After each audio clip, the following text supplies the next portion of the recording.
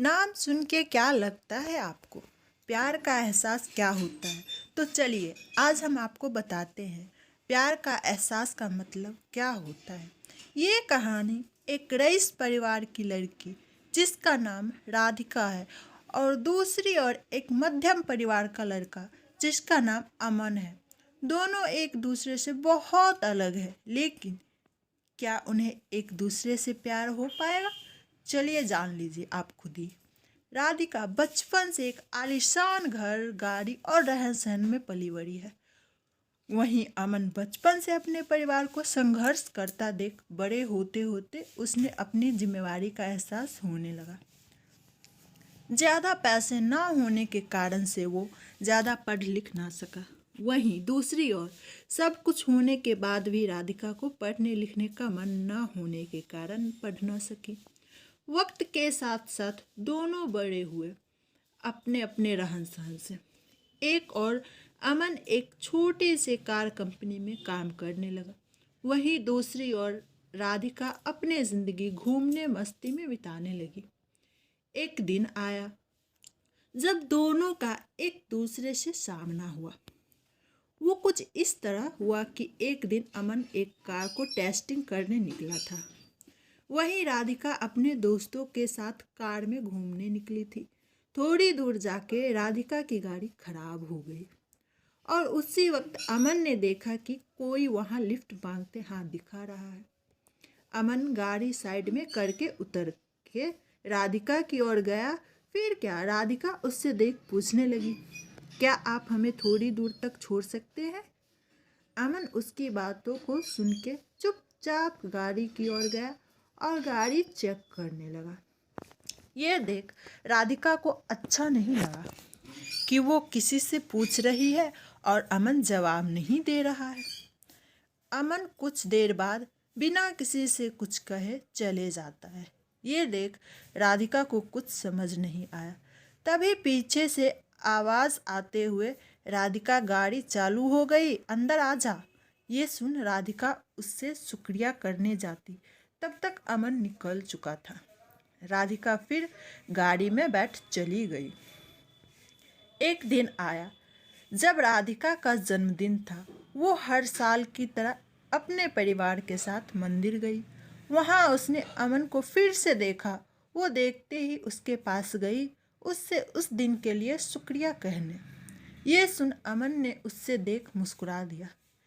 ये देख राधिका ने अमन से पूछा, क्या तुम बोल नहीं सकते? उस दिन भी मैंने पूछा था, तब भी कुछ नहीं बोला। आज भी जब मैं खुद आई तुम्हारे पास तुम्हें शुक्रिया कहने, तो आज भी बस मुस्कुरा दिए और कुछ कहा नहीं। फिर अमन ने कहा कि मुझे देर हो रही थी, लेकिन मैंने वहाँ तुम्हें देखा कि तुम लिफ्ट मांग रही थी, इसलिए मैंने गाड़ी रोक के तुम्हारी गाड़ी ठीक करने चले आया। फिर दोनों के बीच बातें चलने लगी। फिर अमन को देर हो रही थी तो अमन ने कहा कि अब मुझे जाना होगा, मुझे ऑफिस के लिए लेट हो रहा है।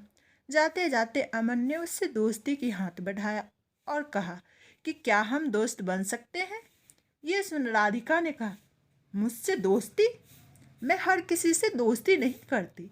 ये सुन अमन ने हंसते हुए कहा, चलो ठीक है, कोई नहीं, वक्त आएगा बताएगा कि दोस्ती करते हो या नहीं आप। ये बोल के वो चल दिया और वहाँ राधिका भी अपने घर की ओर निकल पड़ी। कुछ दिनों बाद राधिका और अमन एक मॉल में मिलते हैं। अमन देख राधिका से पूछा, तुम यहाँ कैसे?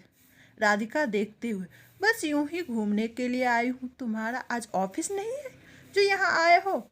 अमन ने कहा, आज बस जल्दी काम खत्म हो गया था तो सोचा थोड़ा घूम लूँ।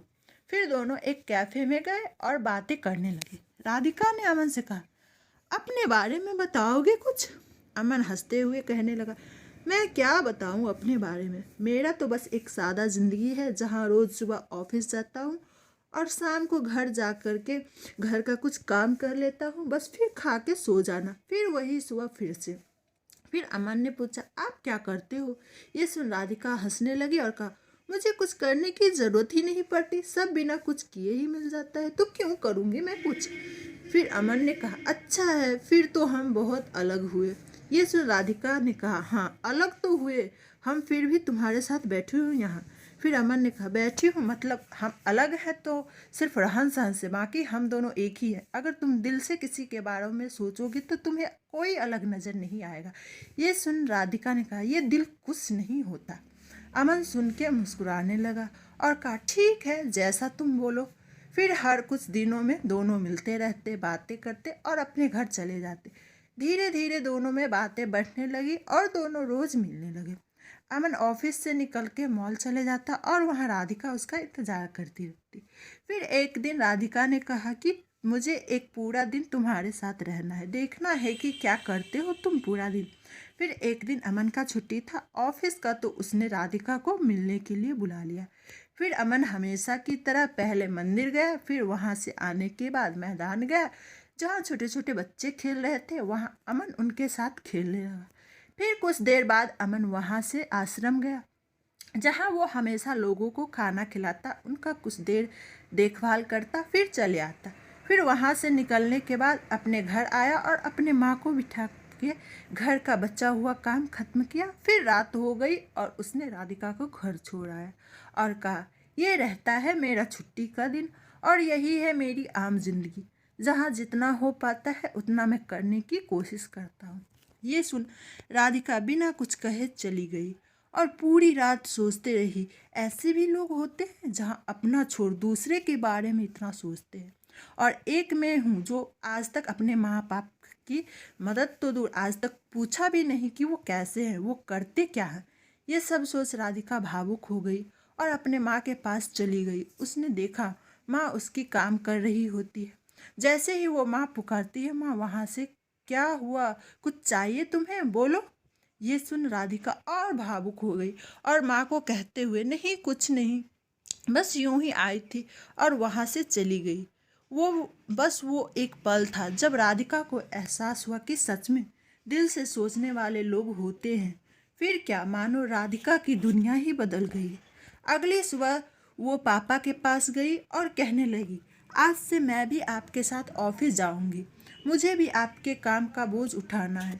ये सुन पापा सोच में पड़ रह गए कि क्या हो गया मेरी बेटी को, आज इतने सालों बाद अचानक से ये ख्याल कैसे आया। और अंदर ही अंदर खुश भी हो रहे थे कि उनकी बेटी अब बड़ी हो रही है, अपनी जिम्मेदारी समझने की काबिल बन गई है।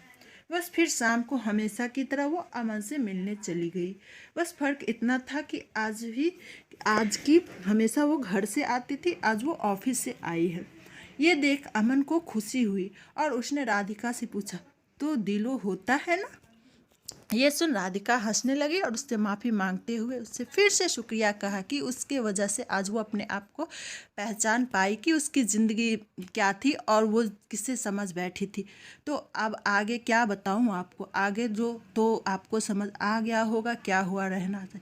हर किसी की तरह दोनों को अंत में एक दूसरे से प्यार हो गया और दोनों एक दूसरे के साथ रहने लगे। अमन को एक साथी की ज़रूरत थी जो उसे समझे, प्यार करे, और राधिका को सच्चाई की एक जिम्मेदारी की ज़रूरत थी जो उससे अमन ने दिखा दिया। जाते जाते मैं आपको एक बात बताना भूल गई, दोनों एक दूसरे से बातें किए, घूमते रहे एक दूसरे के साथ, लेकिन अभी तक दोनों ने एक दूसरे से अपना नाम नहीं पूछा। ना अमन ने कभी पूछा आपका नाम और ना ही राधिका ने अमन से उसका नाम पूछा। तो इस कहानी का अर्थ यही था कि किसी की पहचान जानना या पूछना ज़रूरी नहीं, ज़रूरी बस यही है कि आप बिना जाने कितना उस पर यकीन करते हो, उसकी मदद करते हो। राधिका एक ऐसी लड़की थी जिसे हमेशा से घूमना, मस्ती करना ये सब में अच्छा लगता, और अमन एक ऐसा लड़का था जिससे हमेशा से उसकी जिम्मेदारी उसकी पकड़ी रहती। दोनों एक दूसरे से काफ़ी अलग थे लेकिन अंत में वही एक दूसरे के लिए बन गए।